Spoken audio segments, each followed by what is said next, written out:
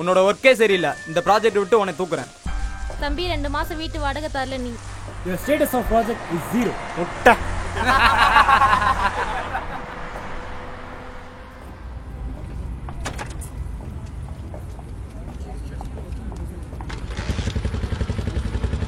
Okay, பார்த்து பத்திரமா போயிட்டு வா. ஹெல்மெட் பத்திரம்டா.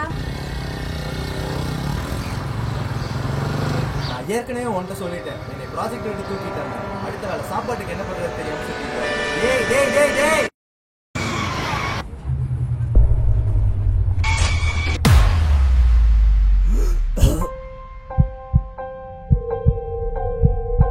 யாராவது மொபைல் எடுத்து வீட்டுக்கு கால் பண்ணுப்பா.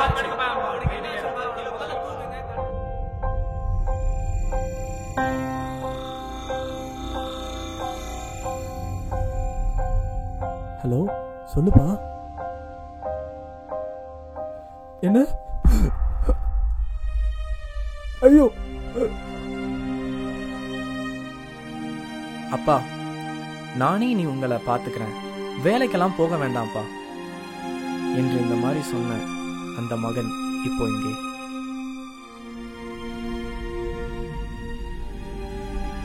அம்மா சாப்பாடு. ஏமா பேசவே மாட்டேற? அப்பா எங்க? தான் அப்பா இறந்தது கூட தெரியாம பசியோட இருக்கிற இந்த குழந்தைய இப்படி அனாதையாக்கிட்டேனே. ச்சே.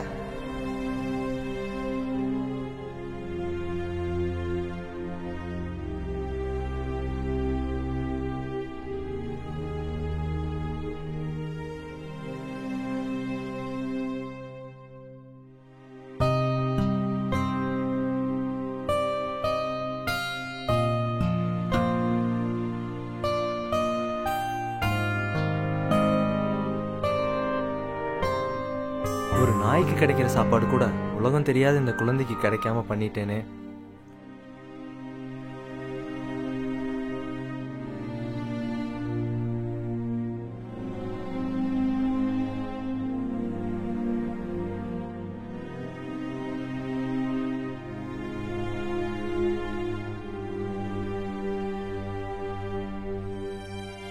என்னோட ஒருத்தனோட கவனம் இல்லாததுனால இந்த குடும்பத்தோட சந்தோஷத்தையே சிதைச்சிட்டேன். ச்சே, என்னால இனிமேல் இப்படி ஆகக்கூடாது.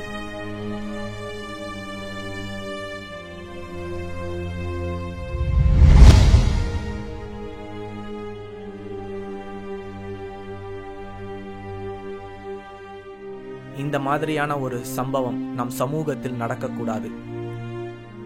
இதை பார்த்துக்கிட்டு இருக்கும் உங்களாலும் எல்லோரும் நமக்கான நிம்மதியான வாழ்க்கையை வாழத்தான் நினைக்கிறோம்.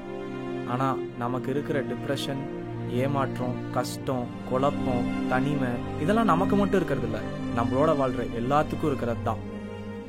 நம்மளோட கவனச்சிதறலால ஏற்படும் இந்த சாலை விபத்துனால ஒரு குடும்பத்தோட ஆனந்தம், சந்தோஷம் எல்லாத்தையும் சிதறடிக்கிறோம். இனிமேல் வாகனம் ஓட்டும் போது நமது உதிரம் சாலைக்கு தானம் செய்யாமல் உதிரும் பூக்கள் கல்லறைக்கு செல்லாமல் பார்த்துக் கொள்வோம். வேகம் அதிகம் செல்லும் போது மனதில் வைத்துக்கொள் நண்பா, நம்மை நம்பி எதிர்பார்த்து காத்திருக்கும் குடும்பத்தின் மகிழ்ச்சியை.